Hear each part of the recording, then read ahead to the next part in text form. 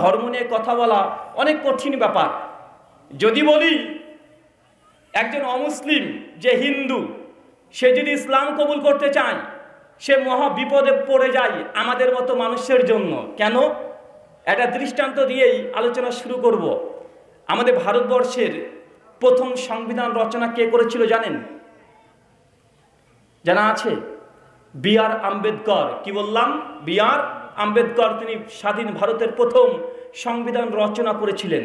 তার ধর্ম ছিল হিন্দু ধর্ম। কোন ধর্ম? আরো জোরে বলেন। হিন্দু ধর্ম। আর হিন্দু ধর্মের মধ্যে 4টে ক্যাটাগরি আছে। একটা ব্রাহ্মণ, ক্ষত্রিয়, বৈশ্য আর শূদ্র। এই শূদ্র এই ক্যাটাগরিটা হিন্দু ধর্মের সবচেয়ে লাঞ্ছিত একটা জাতি। হিন্দুদের বিশ্বাস অনুযায়ী কোনো শূদ্র ক্যাটাগরির কোনো হিন্দু যদি ব্রাহ্মণের গা টাচ করে, স্পর্শ করে, তাহলে সে অপবিত্র হয়ে যায়। কথা বুঝতে পারছেন? তো বি.আর. আম্বেদকর ছিলেন এই নিম্ন বর্ণের, শূদ্র বর্ণের, মানে শূদ্র জাতের। তিনি তার জীবনীতে বলছেন, যখন আমি স্কুলে যেতাম সেই সময় দেখতাম আমার বন্ধুরা আমার পাশের সিটে বসতো না। কেন? আমি শূদ্র, তারা ব্রাহ্মণ। আমার গায়ে স্পর্শ হয়ে গেলে তাকে পবিত্র হতে হবে। বাংলাদেশের জাতির বন্ধু শেখ মুজিবুর রহমান, তার একটা বই আছে আমার অসমাপ্ত জীবনী। পড়েছেন কখনো? 218 নম্বর পৃষ্ঠায় তিনি লিখেছেন, যখন আমি বিভিন্ন রাজনৈতিক কারণে অনেক সময় তো অমুসলিমদের বাড়িতে যেতে হতো, সেই সময়তে আমি একবার গিয়েছিলাম একজন অমুসলিম, একজন হিন্দু ব্যক্তির বাড়িতে। তো যাওয়ার পরে যখন ফিরে আসি সেই সময় দেখেছিলাম যে গোটা বাড়িটাকে তারা পানি দিয়ে ধৌত করেছিল। আর এটা কিন্তু ব্যাপক হারে আছে। কোনো মুসলিম যদি কোনো মুসলিমের বাড়িতে যায়, যদি বসতেও দেয়, আপনি চলে যাবেন, ওই জায়গাটা গঙ্গার পানি ছিটিয়ে দেয়। কেন? মুসলিম এসেছে, জায়গাটাকে অপবিত্র করে দিয়েছে। কথা বুঝতে পারছেন? এখনো আছে। এই 2023 খ্রিস্টাব্দ, আধুনিক যুগ, এখনো এই রকম মানুষের চিন্তা চেতনা এখনো আছে। তো বি.আর. আম্বেদকর বলছেন যে আমি স্কুলে যেতাম, কলেজে যেতাম, কোনো বন্ধু বান্ধবী আমার সঙ্গে কথা বলতো না। আমি যে প্লেটে বসে খেতাম ওই প্লেটের আশেপাশে থাকতো না। মানে এইভাবে তাকে অস্পৃশ্য হিসাবে দেখা হতো। যখন ধীরে ধীরে বড় হয়, গ্র্যাজুয়েশন কমপ্লিট করে, বিভিন্ন রকমের ভাবে পড়াশোনা স্টাডি শুরু করে, সেই সময়তে তিনি গভীরভাবে হিন্দু ধর্ম পড়াশোনা করে অবশেষে তিনি হিন্দু ধর্মকে ত্যাগ করে দিলেন। কোন ধর্ম ত্যাগ করলেন? তার নিজের ধর্ম হিন্দু ধর্ম ত্যাগ করে দিলেন। মানে সে আর হিন্দু এখন না। সে তখন নিরপেক্ষভাবে তিনি জানতে চাচ্ছেন কোন ধর্মটা সঠিক। পরবর্তী সময় তার একজন কলিগ ছিল মুসলিম, সে তখন তাকে পবিত্র কোরআন একটা উপহার দেয়, গিফট করে, যে আপনি এই কোরআনটা আপনি পড়বেন। কোরআনটাকে পড়ার পরে এবং মুসলিমদের সঙ্গে আরো ঘনিষ্ঠভাবে মেশার ফলে মুসলিম সমাজে যা দেখেছে যে এরা মুসলমান, এরা মসজিদে সবাই কাঁধের সঙ্গে কাঁধ, পায়ের সঙ্গে পা লাগিয়েই সালাত আদায় করে, কোনো ভেদাভেদ এদের মধ্যে নেই। মুসলমান ধর্মের অনেক কিছু দেখে খুব আবেগী হয়ে গিয়েছিলেন। তিনি ঘোষণা করলেন যে আমি ইসলাম ধর্ম গ্রহণ করব। যখন তিনি ঘোষণা করে দিলেন যে আমি ইসলাম ধর্ম গ্রহণ করব, গোটা ভারতবর্ষে তখন তোলপাড় শুরু হয়ে গেছে যে বি.আর. আম্বেদকর হিন্দু ধর্ম ত্যাগ করে ইসলাম ধর্ম গ্রহণ করবে। চারিদিকে খবর পৌঁছে গেছে। এই সময় আমাদের ভারতের জাতির পিতা মহাত্মা গান্ধী, দেখবেন ভারতের টাকাতে মহাত্মা গান্ধীর ছবি আছে। উনি সঙ্গে সঙ্গে বি.আর. আম্বেদকরকে একটা চিঠি লিখলেন, পত্র লিখলেন যে বন্ধুবর, আমি শুনেছি যে তুমি নাকি হিন্দু ধর্ম ত্যাগ করেছো, তো বেশ ভালো কথা। আবার শুনছি তুমি নাকি ইসলাম ধর্ম গ্রহণ করবে। তো তোমার কাছে ছোট্ট একটা জিজ্ঞাসা, তুমি যে মুসলিম হবে, ইসলাম ধর্ম গ্রহণ করবে, তো কোন মুসলিম হবে? শিয়া মুসলিম না সুন্নি মুসলিম? একটু জানিয়ে বাধিত করিবেন। বিনীত মহাত্মা গান্ধী একটা চিঠি লিখেছে। কথা বুঝতে পারলেন?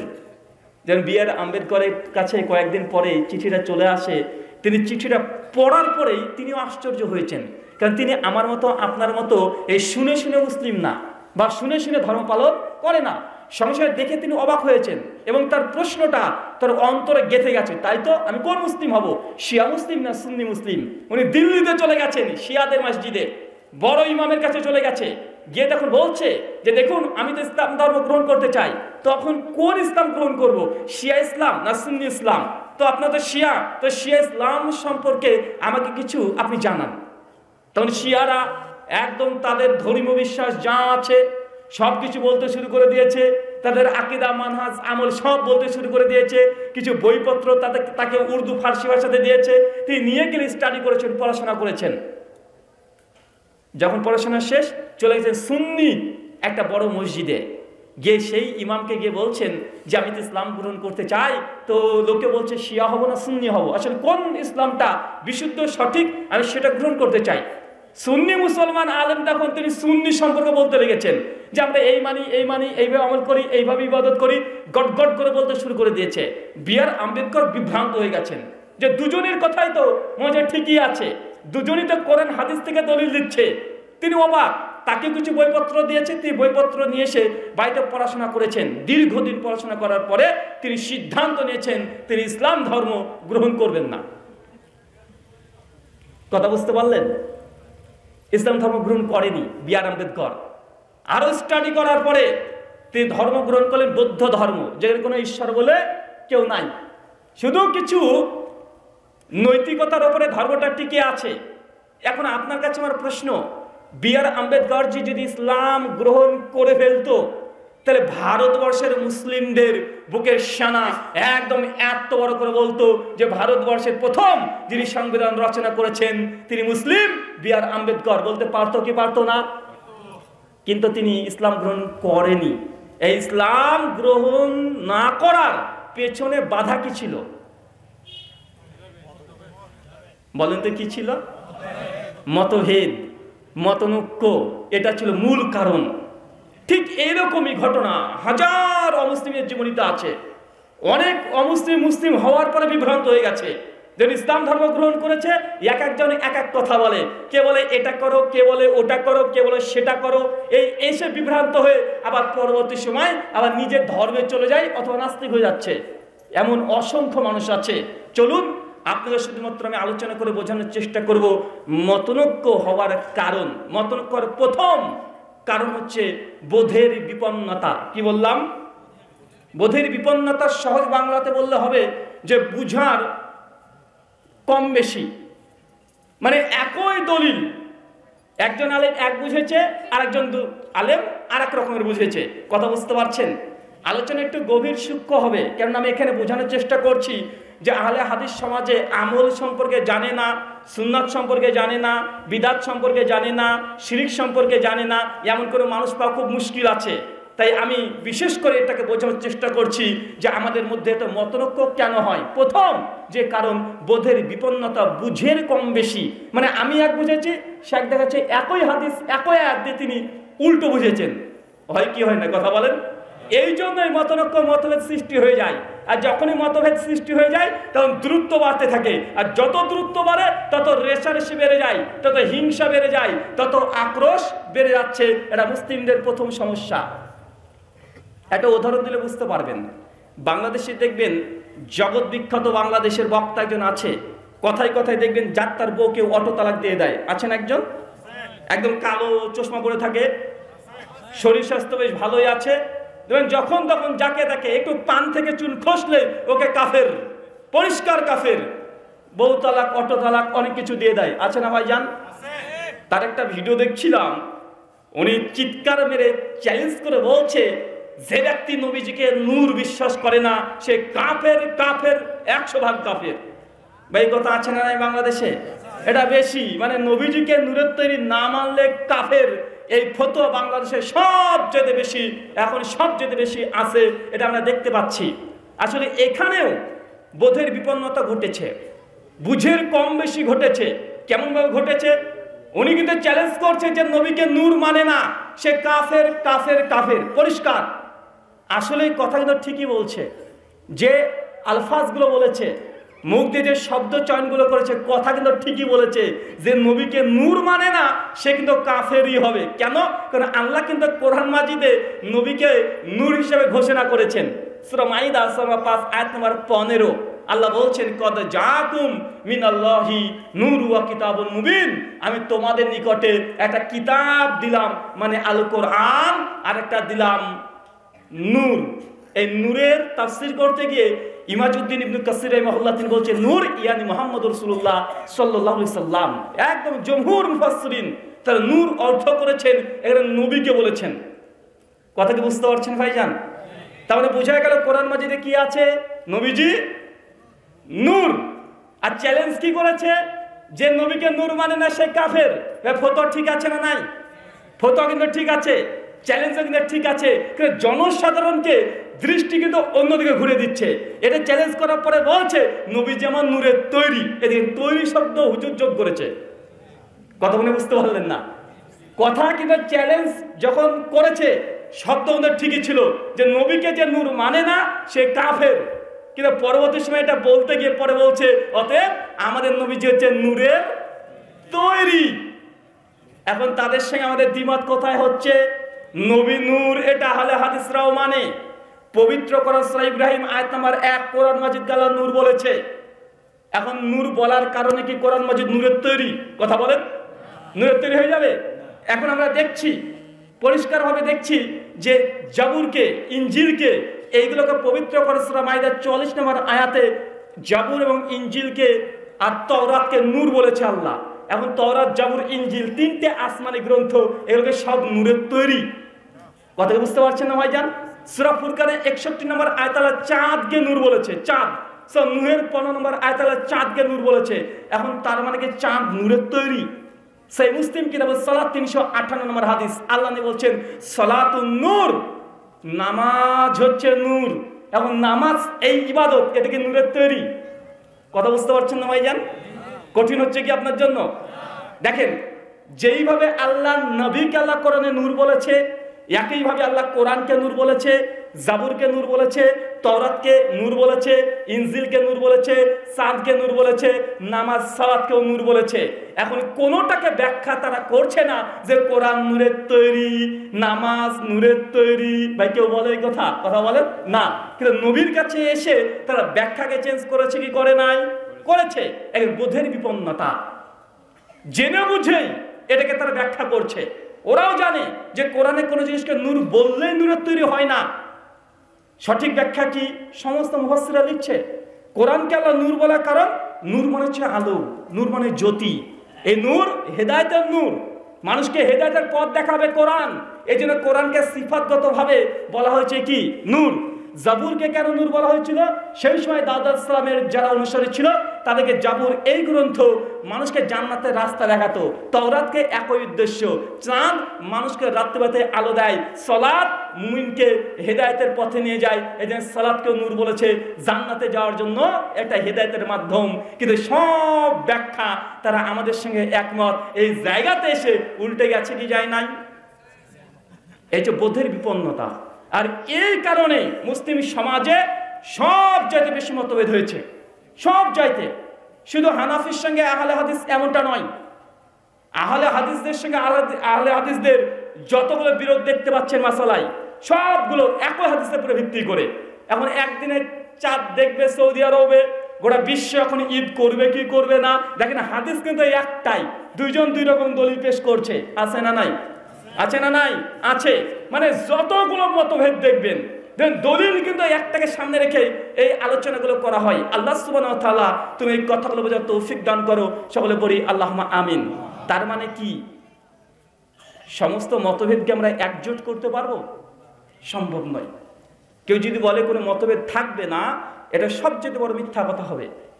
কেন আল্লাহ নবী তিনি বলে গেছেন, জামে তিরমিজি কিতাবুল ফিতান হাদিস না 2676, আল্লাহ নবী বলেছেন আমার মৃত্যুর পর ইখতিলাফুন কাসীরা, অনেক বড় বড় মতনৈক্য হবে, অনেক বড় বড় মতভেদ হবে। ইখতিলাফুন কাসীরা, অনেক বড় বড় মতনৈক্য, ছোট ছোট মতনৈক্য নয়।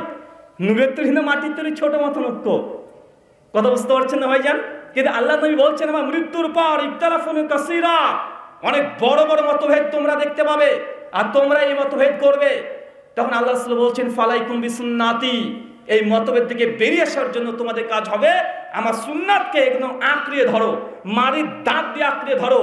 সামনের দাঁত দিয়ে যদি ধরেন ছুটে যেতে পারে, মারির দাঁত দিয়ে আঁকড়ে ধরতে হবে। ফালাইকুম বিসুন্নাতি ওয়া সুন্নাতে খোলাফার রাশিদিন ওয়া মাহাদিন, এবং আমার 4 খলিফা যাদেরকে থুয়ে গেলাম এদের সুন্নাতগুলোকে তোমরা আঁকড়িয়ে ধরো। তার মানে বোঝা যাচ্ছে নবী বলছেন মতভেদ হবে, মতনৈক্য নিশ্চিত হবে। কেউ যদি বলে মতভেদ হবে না, সমস্ত মুসলিম এক হয়ে যাবে, এটা কখনো সম্ভব নয়। এটা হবে একটা সময় যখন নবী ঈসা আলাইহিস সালাম আসবেন, তার খিলাফতের সময় তার তরবারির জোরে সমস্ত মুসলিমকে এক পতাকা নিচে নিয়ে আসবেন। তার আগে সম্ভব নয়। কথা বুঝতে পারছেন না ভাইজান? তার মানে মতভেদ এটা কি হবে, এই মতভেদটাকে মেনে নিয়েই আমাদেরকে সঠিক রাস্তা বেছে নিতে হবে। মতভেদকে সামনে রেখেই, কারণ এটাই বাস্তব। আপনি যত আবেগ দিয়ে কথা বলেন যে সমস্ত মুসলিম আমরা এক প্ল্যাটফর্মে আসবো, এটা এই মুহূর্তে সম্ভব নয়। সুনান আবু দাউদ কিতাবুস সুন্নাহ হাদিস নাম্বার 4597, মাশহুর হাদিস, সকলে জানি। আল্লাহ নবী বলছেন যে বনী ইসরাইল বিভক্ত ছিল 72টি দলে, আর আমার উম্মত বিভক্ত হবে 73টি দলে। হাদিস জানি কি জানি না? জানি তো। আল্লাহ নবী এরপরে বলছেন কুল্লুম ফিন্নার, প্রত্যেক দল যাবে জাহান্নামে। যত দল দেখছো সব দল যাবে জাহান্নামে, ইল্লা মিল্লাতুন ওয়াহিদা, শুধুমাত্র একটা দল, এটা যাবে জান্নাতে। তার মানে বোঝা যাচ্ছে দল কটা হবে? 73টা। এখন যদি বলেন না না না না মুসলিমদের দল করা যাবে না, বা দল এটাকে সব এক করে নিব, এটা কি সম্ভব? এটা করতে হবে না, অটোমেটিক দল হয়ে যাবে, অটোমেটিক হয়ে যাবে, এক করতে পারবেন না। নবী বলছেন 73 মধ্যে 72 যাবে জাহান্নামে, আর একটা দল যাবে জান্নাতে। সাহাবীরা বসেছিলেন না, সাহাবীর সঙ্গে সঙ্গে প্রশ্ন করেছে, মান ইয়া রাসূলুল্লাহ, আল্লাহ নবী সবাই জাহান্নামে যাবে, সব দল জাহান্নামে, তো জান্নাতি যে দল, এই দল কারা? কারা সে জান্নাতি দল? তাদের পরিচয় আমাদেরকে জানিয়ে দেন। আল্লাহ নবী তখন বলছেন মানা আলাইহি ওয়াস সাহাবী, তারা হচ্ছে আমাকে যারা মেনে চলেছে একদম নির্দ্বিধায় নিঃসংকোচে, যারা আমাকে মেনে চলেছে, ওয়াস সাহাবী, এবং আমার সাহাবীদের পথ অনুসরণ করে চলেছে, এরা হচ্ছে জান্নাতি কাফেলা। তার মানে কি বুঝতে পারলাম ভাইজান? আমরা এখান থেকে বুঝলাম মুসলিমরা ভাগ হবে, এটা 100%, এক করতে পারবেন না, এটা 100%। তবে এই সমস্ত দলের মধ্যে থেকে জান্নাতি দল, এটা আপনাকে বেছে নিতে হবে। তার বৈশিষ্ট্য কি? আল্লাহ নবী প্রথমে দুটো বৈশিষ্ট্য দিয়েছে। একটা ফালাইকুম বিসুন্নতি, যখনই বিরোধ দেখবে আমার সুন্নাতের দিকে মুখ ফিরিয়ে নাও, মানে সুন্নাতের কাছে চলে আসো, সুন্নাতের ছায়া তলে তুমি আশ্রয় নাও। খোলাফায়ে রাশিদিন এবং খলিফাদের সুন্নাতের দিকে আত্মসমর্পণ করে দাও, এটা একমাত্র বাঁচার পথ, এটা একমাত্র জান্নাতের পথ। আর দ্বিতীয় হাদিসে বলছেন ফালাইকুম বিসুন্নতি, আমার সুন্নাতকে আঁকড়ে ধরো, মা আনা আলাইহি ওয়াস সাহাবী, মানে আমাকে মেনে চলো, আর আমার সাহাবীদের যারা আছে তাদের পথ অনুসরণ করো, এটা হচ্ছে জান্নাতি কাফেলা। মানে এখানে টোটাল 3টে সিফাত পেয়েছি জান্নাতি দলের। কয়টা? কথা বলেন, কয়টা? 3টা। এক, নবীর আনুগত্য, বিরোধ হলেই কোনো দিকে তাকানোর দরকার নেই। কত বড় হুজুর কি বলেছে, কত বড় মুফাসসিরে কোরআন কি বলেছে, 20 বছর ধরে মাদ্রাসায় শিক্ষকতা করছে, বা ডক্টর জাকির নায়েক বলেছে, যার দ্বারা 1 লক্ষ মানুষ হিদায়াতের পথে এসেছে, এইসব দলিল তখন দলিল নয়, দলিল ওটাই আল্লাহ নবী কি করেছেন, নবীর দিকে ফিরে আসতে হবে। তারপর 4, খলিফার আমলের দিকে তাকাতে হবে। খলিফার দিকে না পেলে তারপর যত সাহাবী আছে, জমহুর সাহাবাদের মতামত কি ছিল, আমরা যদি এখানে ফিরে আসি, তবে সেটা নাজাত প্রাপ্ত দল, ফেরকায়ে নারজি, জান্নাতি দল। এ ব্যতীত আবেগ দিয়ে যদি কোনো কিছু বিশ্লেষণ করে, এটা আপনার জন্য ভুল হবে। এটা আপনার জন্য কি হবে? এটা ভুল হবে, অবধারিত ভুল হবে। আমরা এটা আপনাদেরকে বুঝাতে পারি না। আমরা আপনাকে এই কথা বলছি না যে আপনাকে আহলে হাদিস হতেই হবে, আপনাকে শুধু বৈশিষ্ট্য বলছি। বৈশিষ্ট্য পরে যে থাকবে, কোন হানাফি নামধারী হানাফি যদি কোরআন এবং হাদিস মেনে চলে, যখনই কোরআন হাদিসের বিরুদ্ধে চলে যায়, সেই কোরআন হাদিসটাকে গ্রহণ করে কিন্তু নামে বলে আমি হানাফি, ওই ব্যক্তিও ফিরকায়ে নারজি জান্নাতি দলের অন্তর্ভুক্ত হবে। আর কোন আহলে হাদিস যদি দাবি করে যে আমি আহলে হাদিস, কিন্তু কোরআন সুন্নাহর বিরুদ্ধে, বা কোরআন হাদিস একদিকে মজবুত দলিল আছে, আর একদিকে দুর্বল যায়িফ দলিল দিয়ে যদি কোনো আমল বা ইবাদত বা কর্ম করে, সে যত বড় আহলে হাদিস নিজেকে দাবি করুক না কেন, তারপরেও ফিরকায়ে নারজির যে সিফাত, যে বৈশিষ্ট্য, যে তার মধ্যে নাই। কঠিন হচ্ছে কথাগুলো। আমরা অনেকে মনে করছে আহলে হাদিস মানে আমরা জান্নাতি দল। নাম আছে আহলে হাদিস, বিড়িখোর আছে না নাই? বলছি আমি আহলে হাদিস, নামাজ আসে না, আছে না নাই? আহলে হাদিস বিয়ে করতে গেছে, সহি আকীদার মেয়ে ছাড়া বিয়ে করবো না, বিয়ে করতে গিয়ে বলছে আগে আরান 15 লিখেন, আছে না নাই? এরকম আহলে হাদিস আছে না ভাইজান? আহলে হাদিস রাত্রিবেলাতে দিনী বোনের সঙ্গে গল্প করছে ফেসবুকে, এরকম দেখেছেন না ভাইজান? অনেকে প্রশ্ন করেছে যে আল্লাহ কোরআন সূরা হাজের ৭৮ নম্বর আয়াতে আল্লাহ বলে দিয়েছেন নবী ইব্রাহিমের মুখ দ্বারা যে সাম্মাকুল মুসলিমিন, যে তোমাদের নাম রাখা হয়েছে মুসলিম। আল্লাহ কোরআন সূরা আলী ইমরান ১০২ নম্বর আয়াতে বলেছেন বিআন্না মুসলিমুন, তোমরা সাক্ষী থাকো তুমি মুসলিম। কোরআনে তো ১৫-এর অধিক আয়াত আছে যে আল্লাহ আমাদের নাম রেখেছে মুসলিম, কিন্তু আপনারা আহলে হাদিস করে তো আরেকটা দল তৈরি করে ফেললেন। আছে না নাই? কথা বলেন, আছে না নাই? এমন যুবক কিন্তু আছে, তাদের সঙ্গে আমাদের কোনো দ্বিমত কিন্তু নেই। তারা কিন্তু আমাদের মতো ইসলাত আদায় করে, আমাদের আকীদা মানহাজ তারা ফলো করে। শুধু এই জায়গাতে এসে এই যুবকের মাথায় এই প্রশ্ন ঢুকে গেছে যে আমরা আহলে হাদিস এই নামটা দিয়ে দিলে এটা তো আর একটা দল ফিরকা তৈরি হয়ে গেল। আছে না নাই? আচ্ছা, এই মজলিসে কেউ আছেন? যদি থাকেন একটু হাত তোলেন তো। মাশাআল্লাহ, একজন আছেন। আর কেউ আছেন? দুজন আছেন। ভাই একজন চলে আসেন, যে বেশি জানেন সে আসেন, সামনে একটু আসেন, মানে কথা বলতে পারবেন, ভয় পাবেন না। আরে ভাই মারবো না, আমি তো ইন্ডিয়ার মানুষ রে ভাই, বাংলাদেশের মানুষ, বগুড়ার মানুষ, দই খেয়ে থাকেন আপনারা। আপনাকে আমি কিছু বলতে পারি? এমনি তো ভয়ের মধ্যে থাকি। ভাই আসেন, চলে আসেন একজন। আরে আসেন রে ভাই, আসেন, ভয় নাই।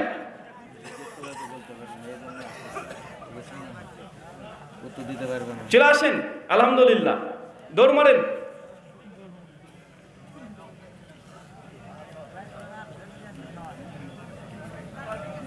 আরে ভাই এটা তো আমাদের ঘরের সমস্যা, ঘরের সমস্যা না ভাইজান। আমাদেরই যুবক আমাদের আলোচনা শুনে, আমাদের শাইখদের বই পড়ে তারা আকীদা চেঞ্জ করেছে, নামাজ চেঞ্জ করেছে, আকীদা চেঞ্জ করেছে, কিন্তু এই জায়গাতে দ্বিমত হয়ে যাচ্ছে, তাই না ভাইজান? তার জন্য তাদেরকে ডাকলাম। ওয়ালাইকুম আসসালাম। ভাই নাম কি আপনার? মোহাম্মদ রাসেল। আপনার নাম ভাই? ওয়ালাইকুম আসসালাম। মোহাম্মদ মিজান। আপনার নাম রাসেল। আচ্ছা, আপনাদের দাবি কি? মানে এটা কি আপনারা মনে করেন যে আমাদের নাম মুসলিমই হওয়া উচিত, আহলে হাদিস নাম রাখা উচিত নয়? এটাই একমত। আচ্ছা, মানে আমাদের নাম মুসলিম হওয়া উচিত, আহলে হাদিস পরিচয় দেওয়া উচিত নয়। তো আপনার নাম কি বললেন? মিজান। তো মিজান নাম কেন আপনার? আমাকে চেনার জন্য। আরে সবার নাম তো মুসলিম। আচ্ছা, মিজান নামটা কে রেখেছে? এটা আমার পিতামাতা। আপনার বাবা রেখেছে। আর মুসলিম নামটা কে রেখেছে আপনার? আল্লাহ কোরআনে। তো আল্লাহর নাম দেওয়া পরিচয় দিয়ে না দিয়ে বাপের নামে পরিচয় দিলেন কেন?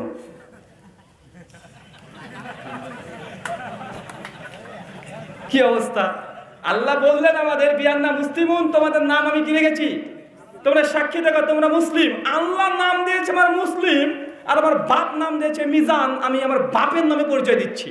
আবার বলছে আহলে হাদিস পরিচয় দেওয়া যাবে না, মুসলিম বলতে হবে। অথচ আপনারই দুটো নাম, এটা আল্লাহর দেওয়া নাম আর এটা বাপের দেওয়া নাম, কিন্তু পরিচয় কোনটা দিয়ে দিই আমরা? কথা বলেন, বাপের দেওয়া। এখন কেউ আবার যুক্তি দিয়ে বলতে পারে রুহুল ভাই কেন হাদিসে তো আল্লাহ নবী নিজে বলেছে ছেলেদের ভালো ভালো নাম রাখো, এই তো দলিল, তো নবী বলেছে তাই আমার বাবা মিজান নাম রেখেছে। তা আমি বলবো যে আল্লাহ নবী তিনি বলেছেন দুটো নাম সবচেয়ে আল্লাহর কাছে বেস্ট, সবচেয়ে পছন্দ দুটো নাম, একটা আব্দুল্লাহ, একটা আব্দুর রহমান। তার মানে আল্লাহর কাছে পছন্দের নাম যদি মানুষের কিছু হয়, দুটো নাম, আব্দুল্লাহ, আব্দুর রহমান। রুহুল বা মিজান বা রাসেল বা আবু আশি এগুলো আল্লাহর কাছে পছন্দ, এর কোনো দলিলই নাই। কথা বুঝতে পেরেছেন কি ভাই? মানে কঠিন হচ্ছে ভাই, আমি লজ্জাদের জন্য বলছি না, আপনাদেরকে জাস্ট বোঝানোর জন্য।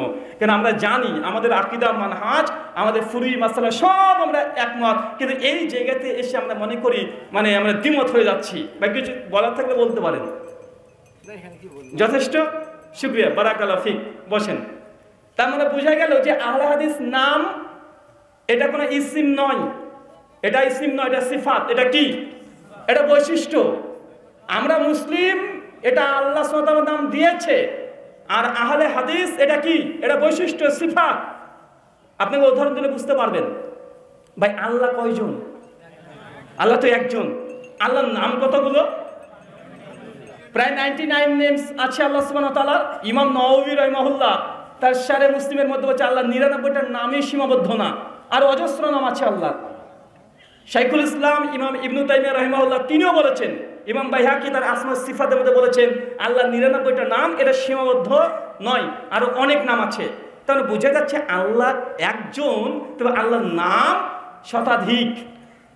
কিন্তু ওই নামগুলো কি নাম না সিফাত?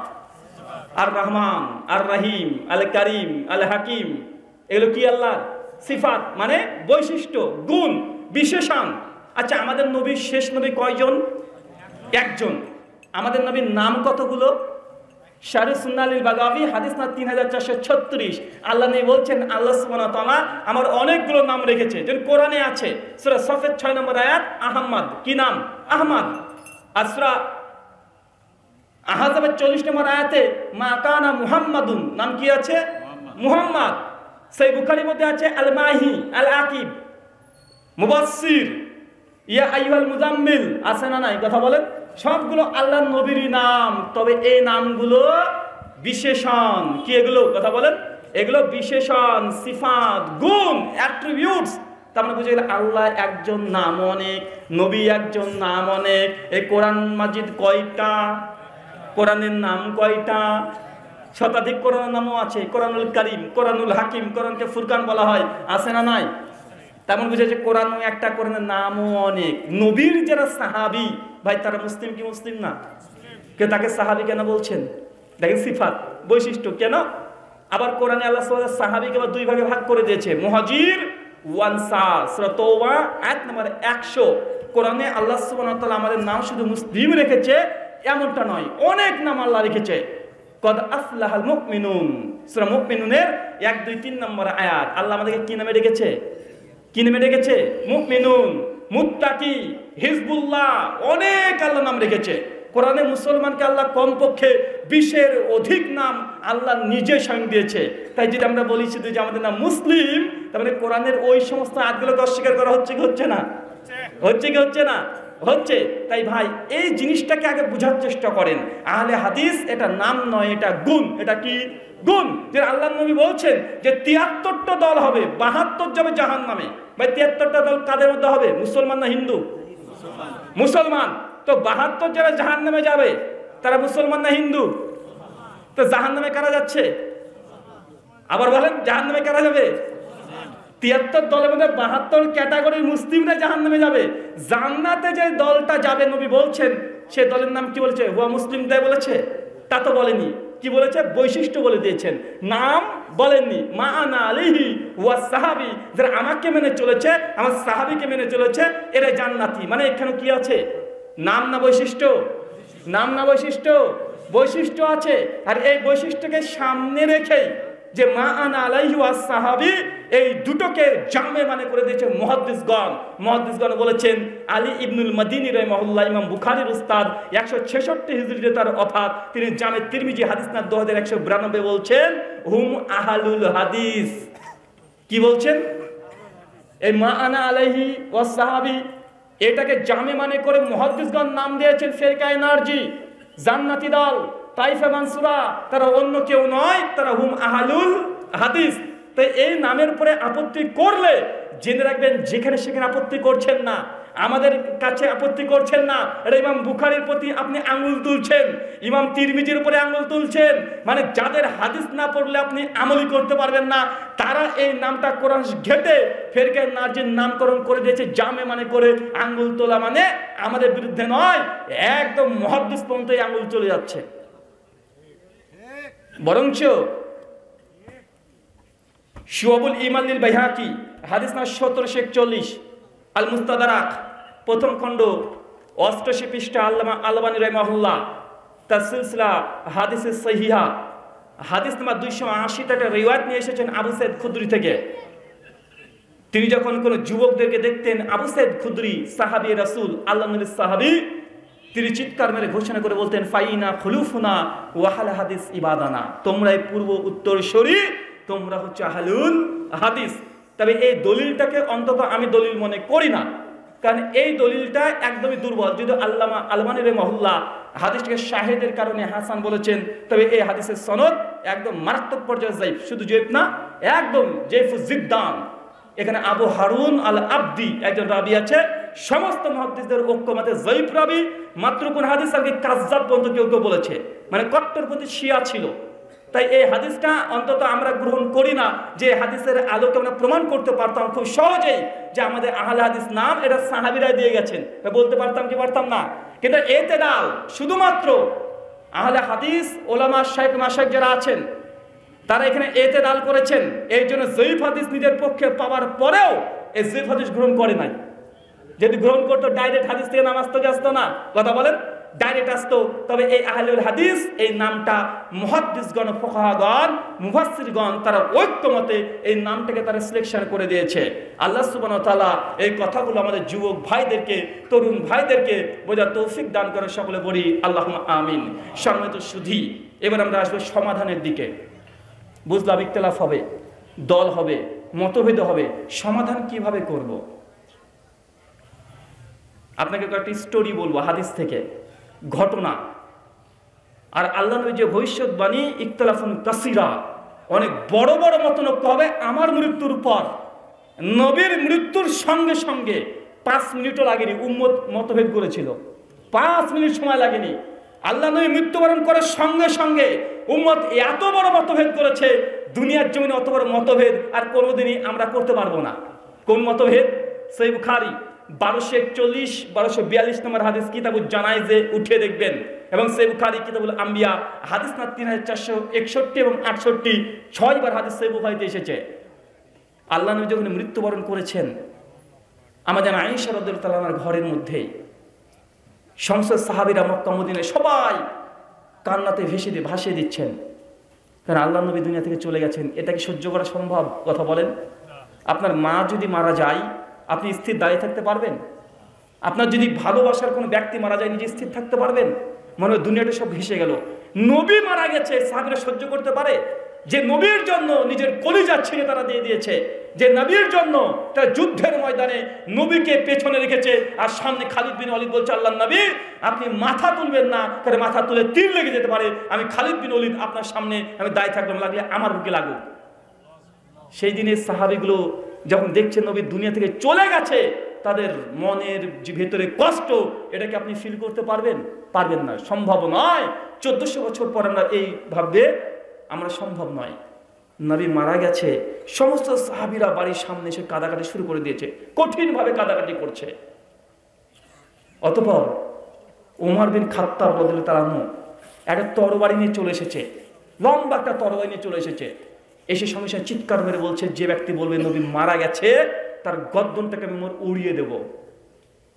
ওমর বিন খাত্তাব তিনি বিশ্বাস করছেন না নবী মারা গেছেন, অস্বীকার করছে, না আমার নবী মারা যায়নি, বরং আমার নবী মূসা আলাইহিস সালাম যখন 40 দিনের জন্য আসমান আল্লাহ গিয়েছিলেন আল্লাহর কাছে, ঠিক ওইভাবে চলে গেছে, আবার ফিরে আসবে। অথবা ঈসা নবীর মতো আল্লাহ তাকে আসমানে নিয়ে গেছে, আবার ফিরে আসবে আমার নবী। অথবা নবী আবারও মেরাজে গিয়েছে, আবার ফিরে আসবে। নবী আমার মৃত্যুবরণ করতে পারে না। কে বলছে এই কথা? ওমর বিন খাত্তাব রাদিয়াল্লাহু তাআলা আনহু, তিনি এই কথা বলছেন, নবী মারা যায়নি, যে বলবে মারা গেছে তার গর্দনটাকে উড়িয়ে দেব। চিন্তা করেন, এই কথা যখন শুনেছে সাহাবীরা মাথা নিচু করে একটা টু শব্দ করছে না, ভীত সন্ত্রস্ত ওমরের ভয়ে, আর হৃদয়ের মধ্যে থেকে রক্তক্ষরণ হচ্ছে, চোখের পানি অঝর ঝরে বৃষ্টির মতো পড়ে চলে যাচ্ছে, কোনো কথা বলছে না। একদিকে দুঃখ, কষ্ট, বেদনা, কিন্তু প্রকাশ করতে পারছেন ওমরের ভয়ে। আবু বকর রাদিয়াল্লাহু তাআলা আনহু, তিনি আল্লাহ রাসূলের মৃত্যুর খবর জানতেন না। তাকে যখন জানানো হলো, তিনি উটের পিঠে চড়ে সঙ্গে সঙ্গে চলে এসেছেন। এসে দেখছেন বাড়ির সামনে চারিদিকে মানুষ কাঁদাকাটি করছে, শোক। আবু বকর রাদিয়াল্লাহু তাআলার সঙ্গে সঙ্গে আম্মা জান আয়েশার ঘরের মধ্যে প্রবেশ করলেন। দেখছেন আল্লাহ নবীর শরীর মুবারক শায়িত আছে, চাদরটাকে মুখ থেকে সরালেন, দেখছেন সত্যি আল্লাহ রাসূল মারা গেছেন। কপালে গিয়ে আস্তে করে একটা চুম্বন করলেন। চুম্বন করার পরে তিনি বাইরে এসে দেখছেন যে ওমরের ভয়ে কোনো সাহাবী কোনো কথা বলছে না, একদম নিস্তব্ধ, সবাই কান্নাকাটি করছে, কোনো কথা নাই। কেন? ওমর বলেছে, যে বলবে নবী মারা গেছে আমি তার গর্দনটাকে উড়িয়ে দেব। আবু বকর রাদিয়াল্লাহু তাআলা এসে সঙ্গে সঙ্গে বলছে, ওমর ইজলিস, ওমর তুমি বসো। ওমর বসছে না। আবার বলছে, ওমর ইজলিস তুমি বসো। ওমর বসছে না। আবু বকর পরিস্থিতি বুঝে বুঝতে পারছেন যে ওমরকে দুনিয়াতে কোনো মানুষ তার এই মত থেকে সরাতে পারবে না। সঙ্গে সঙ্গে তিনি হামদা সানা পড়তে শুরু করে দিয়েছেন। আম্মা বাদ ফামান কানা মিনকুম ইয়াবুদু মুহাম্মাদুন মুহাম্মাদুন কাদ মাত। হে দুনিয়াবাসী, তোমরা জেনে রাখো, যা তোমরা মুহাম্মদ সাল্লাল্লাহু আলাইহি ওয়াসাল্লামের আনুগত্য ইবাদত করতে, জেনে রাখো মুহাম্মদ সাল্লাল্লাহু আলাইহি ওয়াসাল্লাম আজকে মৃত্যুবরণ করেছে। আর যা তোমরা আল্লাহর ইবাদত করতে, জেনে রাখো ওয়াল হাইয়ুল কাইয়ুম, তিনি চিরঞ্জীব, চিরস্থায়ী।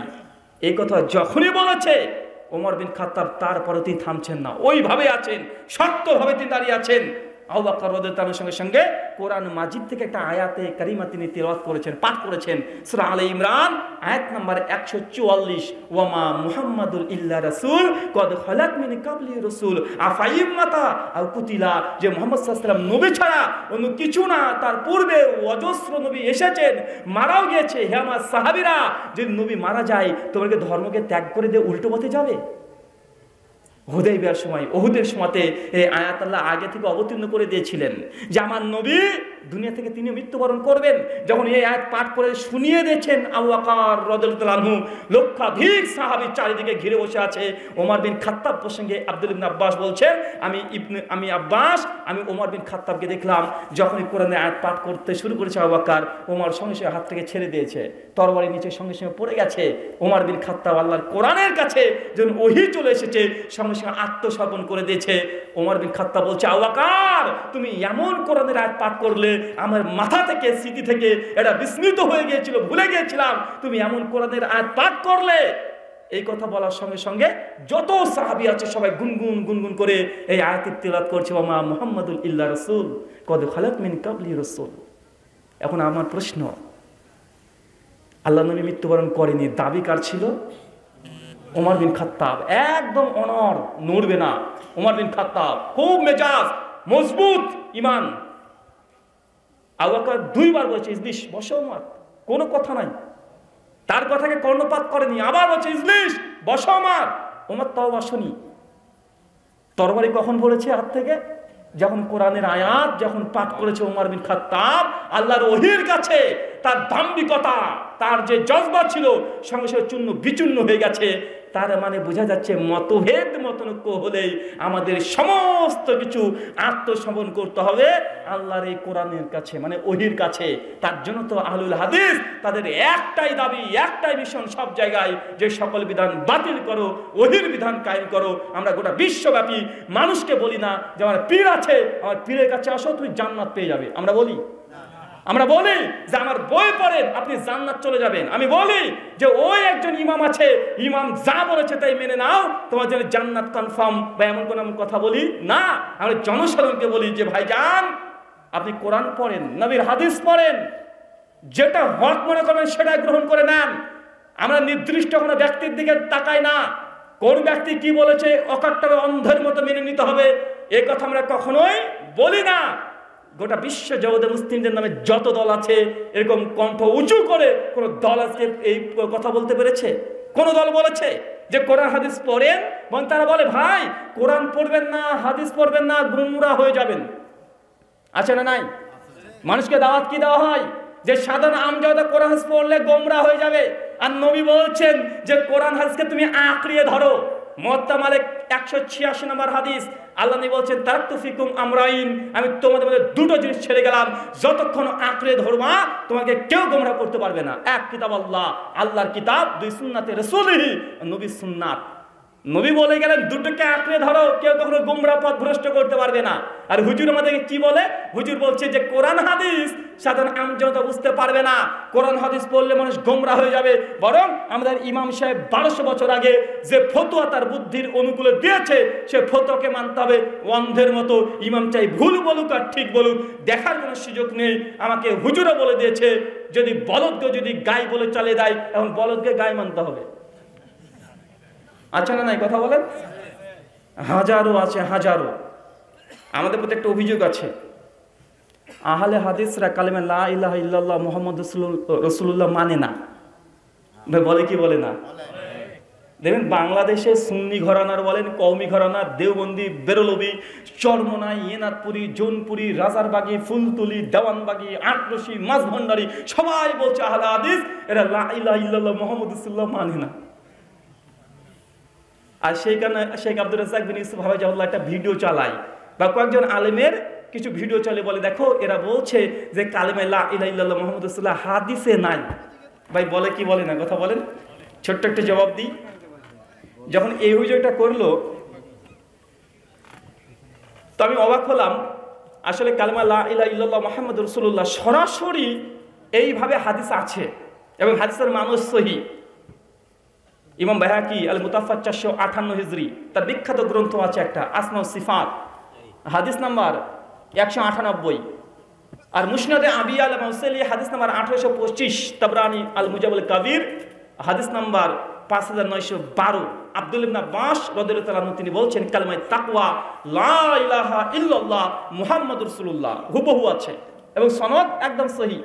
হাসান আলী গয়রি পর্যন্ত এই হাদিসের সনদ, এর অনেকগুলো মুতাবাত আছে, শাহিদও আছে। মানে হাদিস একদম অথেন্টিক হাদিস দ্বারাই প্রমাণিত লা ইলাহা ইল্লাল্লাহ মুহাম্মাদুর রাসূলুল্লাহ। কথা বুঝতে পারছেন? এটা হাদিস আছে, আমরা পেয়ে গেছি। দেন আমাদের ওলামা যারা আগে বলা যাবে না, এখন তারা যার পক্ষে আছে না নাই আছে, হাদিস পেয়ে গেছে, মত পরিবর্তন করে নিয়েছে। তা আমি এবছরেই বাংলাদেশ থেকে একটা বই কিনেছি, বইটার নাম হচ্ছে আনিসুল আরওয়াহ। এই যে চিস্তিয়া তরিকার বই, লেখক গরিবে নওয়াজ খাজা মাইনুদ্দিন চিস্তি মানে রহিমাহুল্লাহ। আমি পীর সাহেবের বদনাম করছি না, কারণ আমাদের বিশ্বাস খাজা মঈনুদ্দিন চিশতি রহিমাহুল্লাহর ভেতরে যা লেখা আছে উনি লিখেন নাই, আর বলদগুলো মানে মুরিদগুলো তার পীরের নামে উল্টাপাল্টা লিখে গেছেন। আমরা কখনো বিশ্বাস করি না যে ঈসা আলাইহিস সালাম নিজেকে ঈশ্বরের সন্তান দাবি করেছে, এটা আমরা বিশ্বাস করি না। কিন্তু তারপরেও বিকৃত ইঞ্জিলের মধ্যে নবী ঈসাকে ঈশ্বরের পুত্র বলা হয়েছে কি হয় নাই? কারা করেছে? কারা? সেই সময়কার ইহুদি আলেম ওলামা যারা ছিল তারা বিকৃত করেছে। ঠিক একইভাবে এই পীরগুলো নিজেদেরকে যেভাবে তাকে বলা হয়েছে তারা এই কাজগুলো করে নাই, কিন্তু তার মুরিদ নামক বলদগুলো তার পীরের নামে এই মিথ্যা কথা লিখে রেখেছে। আচ্ছা, যদি বলে না না মুরিদগুলোকে এইসব লিখতে যাবে, আমাদের পীর যা বলেছে সব হক কথা বলেছে, চলেন তার একটা ঘটনা পড়ি। এবং আমার চ্যালেঞ্জ থাকলো এটা স্বীকার করতে হবে তথাকথিত বাংলাদেশের সুন্নি যারা আছে, তারা যারা তরিকাপন্থী, যারা বলে 4 তরিকার মধ্যে একটা তরিকা না মানলে মানুষ জাহান্নামে যাবে, চিস্তিয়া, কাদরিয়া, নাকশবন্দিয়া, মুজাদ্দিদিয়া। এখানে চিস্তিয়া তরিকার বাংলাদেশে সবচেয়ে বেশি আছে না নাই? আছে তো চিস্তিয়া। এই বইটা 146 নম্বর পৃষ্ঠা। কত পৃষ্ঠা? 146, 146 নম্বর পৃষ্ঠা। এখানে পুরো কালেমা প্রসঙ্গে, কারণ আমার সম্পর্কে অন্তত আপনারা বাংলাদেশের মানুষ একটু মোটামুটি হলেও জানেন যে আমাদের বিরুদ্ধে, আহলে হাদিসদের বিরুদ্ধে যদি কোনো অভিযোগ আসে, যদি তুমি আমাকে কমচি দিয়ে খোঁচা দেওয়ার চেষ্টা করো আহলে হাদিসকে, আমি গোটা বাঁশ ঝাড় শুধু দিয়ে দিই। এটা আমার প্রথম থেকে বৈশিষ্ট্য। যদি কোনো অমুসলিম হিন্দুরা যদি আমার নবীকে উল্টাপাল্টা কথা বলে, যদি বলে তোমার নবী 9 বছরের মেয়েকে বিয়ে করেছে আয়েশাকে, যদি কোনো হিন্দুরা বলে, তাকে উল্টো আমি এর চেয়ে বড় বাস দিতে পারি। আমি তোর সঙ্গে সঙ্গে বলছি, দাদা আমার নবী তো নবী মানুষ, তোমার ভগবান শ্রীকৃষ্ণ রুকমণিকে বিয়ে করেছিল বয়স যখন মাত্র 8 বছর ছিল, নবীর চেয়ে 1 বছর কমই ছিল। সীতা রামচন্দ্র বিয়ে করেছে, তাকে বলে পুরুষোত্তম রামচন্দ্র, মানে জগতের জন্য আদর্শ রামচন্দ্র। তিনি যখন বিয়ে করেছিলেন সীতার বয়স ছিল 6 বছর। বাল্মীকি রামায়ণ আরণ্যকাণ্ড 13 অধ্যায় 1 থেকে 7 নম্বর শ্লোক স্পষ্ট জল করছে। আরো অনেক আছে। শিব যখন পার্বতীকে বিয়ে করেছিল, পার্বতীর বয়স মানে দুর্গার বয়স তখন 8 ছিল। আরো অনেক আছে, পেটের মধ্যে থাকতে বিয়ে করেছে, এমন ঘটনা আছে। কথা বুঝতে পারলেন না? তা আমাকে কেউ যদি বলেছে আগে, যেই হোক, চাই হিন্দু হোক, চাই খ্রিস্টান হোক, আর চাই নাস্তিক হোক, আর চাই মাযহাবী মুকাল্লিদ হোক, যদি আহলে হাদিসের বিরুদ্ধে মুসলমানরা অভিযোগ করে কোনো ফিরকার তরিকাবন্দি, তাকে তাদের বই থেকে আমি জবাব দিই। আর হিন্দুরা যদি অভিযোগ করে ইসলামের বিরুদ্ধে, আমি তখন কোরআন দিয়ে জবাব দিই না। আমার জবাব টিট ফর ট্যাট, অ্যান্টিভেনাম ফাক্কি, মানে যেইভাবে দিবা ওইভাবে দিয়ে দিব। কয়দিন আগে আপনাদের বাংলাদেশে যে নাস্তিক, জি ওর সঙ্গে প্রায় 3 ঘন্টা আলোচনা হয়েছিল। আলোচ্য বিষয় ছিল আম্মাজান আয়েশা রাদিয়াল্লাহু তাআলা বিবাহের বয়স নিয়ে। আলোচনাটা দেখেছেন? কারা কারা দেখেছেন একটু হাত তোলেন তো। মাশাআল্লাহ, অনেকে দেখেছেন। আমার আলোচনার অনেকে, আমার শুভাকাঙ্ক্ষী যারা আছে তারা বলছে যে রুহুল আমিন ভাই নাস্তিকদের সঙ্গে ডিবেট করবেন। তো এমন একটা বিষয় নিলেন যে বিষয়টা মানুষ সাধারণভাবেই এটা প্রমাণ করা কি সম্ভব? 9 বছরের মেয়ে 54 বছরের ব্যক্তি বিয়ে করবে, এটা কিভাবে নৈতিক হতে পারে? মানে ভাবতেই পারেনি যে এই ডিবেটেও নাস্তিককে একদম নাকে চুবানি পানি খাওয়ানো যায়। কারণ যারা যে ফিল্ডে আছে তারা আগে থেকে জানে যে শত্রুপক্ষ কোন দিক দিয়ে তরবারি চালাবে। কাজী সানাউল্লাহ অমৃতসরী রাহিমাহুল্লাহ তার জীবনীতে তার ছাত্রদের প্রশ্ন করেছেন যে, উস্তাদ মুনাজির হওয়ার জন্য, বিতর্ক করার জন্য আমাদেরকে কিছু নসিহা করেন। উনি বলেছেন যে প্রথম নসিহা হচ্ছে ওইটা যে বিরোধীদের দলিল সম্পর্কে 100% অবগতি থাকতে হবে। যদি নিজের দলিল আপনি জানেন, একজন মুহাদ্দিসকে যদি বসিয়ে দেন, মুহাদ্দিস, হাদিসের মুহাদ্দিস, তারপর যদি তাকে বাহাসে পাঠিয়ে দেন, তার যদি বিতর্ক টেকনিক জানা না থাকে, বা জিতে আসতে পারবে না। কারণ এটা আলাদা একটা টেকনিক আছে, কৌশল আছে। যে কোনো জায়গাতে এক একটা মাহির থাকে, এক একজনকে আল্লাহ সুবহানাহু ওয়া তাআলা এক এক রকমেরই বৈশিষ্ট্য বা গুণাবলী দেয়। তো কাজী সাল্লাল্লাহু আলাইহি ওয়াসাল্লাম বলেছিলেন, আর আমি এটাই মনে করি, যখন বিতর্কিত বিষয় আসবে সেই সময় বিতর্ক করার জন্য আমি সাধারণত নিজের তথ্য ব্যবহার করি না, বরং বিরোধী পক্ষের তথ্য দিয়ে, দলিল দিয়ে বিরোধীকে রদ করতে হয়। আমার অস্ত্র নেওয়ার দরকার নেই। শত্রুপক্ষ অস্ত্র নিয়ে আসবে, আমি অস্ত্র নিয়ে যাব না, কারণ অস্ত্র নিয়ে, নিজের অস্ত্র নিয়ে নিজে বইতে বইতে আমি ক্লান্ত হয়ে যাব। এবং তুই বেটা অস্ত্র নিয়ে আয়, তোর অস্ত্র দিয়ে তোকে একদম উড়িয়ে দিয়ে চলে যেতে পারবো। এটা হচ্ছে ডিবেট বা মুনাজারা, বিতর্কের একটা সিস্টেম। তো এই বইটা কিনলাম এবছরই। বইটা আমার কাছে উর্দু ছিল, দেখছি বাংলাতে করেছে, আমার গাড়িতে উর্দু নুস্খাটাও রাখা আছে। বইটার নাম হচ্ছে ফায়াদুস সালেকিন, পেজ নাম্বার 146। এটা চিস্তিয়া পাবলিকেশন থেকে ছাপানো হয়েছে। ঘটনা বলছে, দেখেন, একজন আল্লাহর পথের শিক্ষার্থী পবিত্র খেদমতে হাজির হয়ে বায়াত হওয়ার জন্য আরজ করলেন। মানে একজন ছেলে মাদ্রাসা তালেবে ইলম হবে, শিক্ষার্থী যেহেতু বলছে, পীর সাহেবের কাছে এসেছে, বায়াত হবে। কি হবে? বায়াত হবে, তরিকাতে এখন ভর্তি হবে। তিনি ইরশাদ করলেন, বসো। সে বসে পড়লো। যখন ঘরে ঢুকে পড়েছে পীর সাহেবের ঘরে, তখন বলছে, তুমি বসে পড়ো। বসে পড়েছে, সমস্যা নেই। দ্বিতীয়বার আবেদন করলেন যে আমি বাসনা নিয়ে এসেছি, হযরতের আলিঙ্গনে আবদ্ধ হব। মানে এই মুরিদ এখনো মুরিদ হয়নি। সে বলছে, আমার খুব ইচ্ছা, আমি পীর সাহেব আপনার কাছে একটু আলিঙ্গন করব, একটু পায়ের চুমা করব, একটু হাত ধরে মুসাফা টুসাফা করবো। আমার অনেক দিনকার শখ, ইচ্ছা, এবং আপনার কাছে বায়াত করবো, এই জন্য আমি আপনার কাছে এসেছি। এরপর কি বলছে দেখেন, তিনি তখন অত্যন্ত খুশি ছিলেন। মানে পীর সাহেব খুব খুশি। খুশি তো হবে, একটা বলদ আসছে, নজরে না পাবে। তিনি খুব খুশি, বললেন, যদি তুমি আমার নির্দেশ পালন করো তাহলে তোমাকে মুরিদ করতে আমার আপত্তি নেই। পীর বলছে, তখন তার ওই ব্যক্তি এখন মুরিদ হয়নি, একজন তোলেবা, একজন ছাত্র, তোমাকে আমি মুরিদ করতে পারি, তবে একটা শর্ত আছে, আমি পীর, তোমাকে যা বলবো চোখ কান বন্ধ করে তাই মেনে নিতে হবে। পারবে? যদি পারো মুরিদ করবো, নচেত তোমাকে মুরিদ করবো না। মুরিদ এবার কি বলছে দেখেন, সে আরজ করলেন, নির্দেশ পালনে বান্দা প্রস্তুত আছে। মানে ও বলছে যে আপনি যা নির্দেশ করবেন, আপনার নির্দেশ পালনে এই বলদ একদম হাজির। মানে মুরিদ নয়, বলদ। এটা কি? এ বলদ, মানে যেদিকে যেতে বলবে সেই দিকে যাবে, একদম প্রস্তুত আছে। এবার খেলা শুরু। এটা তো কেবল টেলার হলো, এবার আসল খেলা। এবার দেখেন কি বলছেন, হযরত আবু ইউসুফ চিশতি রাহিমাহুল্লাহ ইরশাদ করেন, মানে পীর সাহেব এখন বললেন, তুমি কালেমা লা ইলাহা ইল্লাল্লাহ মুহাম্মাদুর রাসূলুল্লাহ নিশ্চয় পাঠ করো। মানে এই বলদকে বলছে, তুমি নিঃসন্দেহে কালেমা লা ইলাহা ইল্লাল্লাহ মুহাম্মাদুর রাসূলুল্লাহ পাঠ করো। মুরিদ বলছে, জি হ্যাঁ, আমি এটাই পাঠ করি। পীর এবার কি বলছে, কিন্তু আজ এই কালেমা পরিবর্তে লা ইলাহা ইল্লাল্লাহ ইউসুফ চিশতি রাসূলুল্লাহ পাঠ করো। চাদু ধরা পড়েছে মাছ। আহলে হাদিসকে বলে কালেমা মানে না। আহলে হাদিসদের প্রত্যেক মসজিদ থেকে কালেমার আজানের মধ্যে কালেমা আছে না নাই? আছে না নাই? আছে। আহলে হাদিসরা পড়ে কালেমা শাহাদাত, সব সময় পড়ে, ওযুর পরে পড়ে, আজানের শেষে পড়ে, আছে না নাই? এখন আমার প্রশ্ন, এই যে মুরিদকে এখন তার পীর মুরিদ করার জন্য নবীর কালেমা বাদ দিয়ে পীরের নামে কালেমা পড়াচ্ছে, এখানেই ক্ষান্ত না। যখন হচ্ছে আমার নামে কালেমা পড়ো, তখন তিনি সঙ্গে সঙ্গে তা পড়েও নিলেন। মানে এই বলদ পড়েও ফেলেছে। চিন্তা করেছেন, আহসের বাচ্চা, ছোট্ট একজন শিশু, ওকে যদি বলা হয় যে বেটা তোকে 10,000 টাকা দিচ্ছি, তুই লা ইলাহা ইল্লাল্লাহ অমুক রাসূলুল্লাহ পড়, ভাই কোশ্চেন কালে পড়বে? কথা বলে। কিন্তু এই বলদ, আমি এমনি মুরিদকে এমনি বলদ বলি না, মানে এ বলদ ছাড়া আর কি। ওকে পীর বলেছে চিশতি রাসূলুল্লাহ পড়, চিশতি রাসূলুল্লাহ পড়ে নিয়েছে।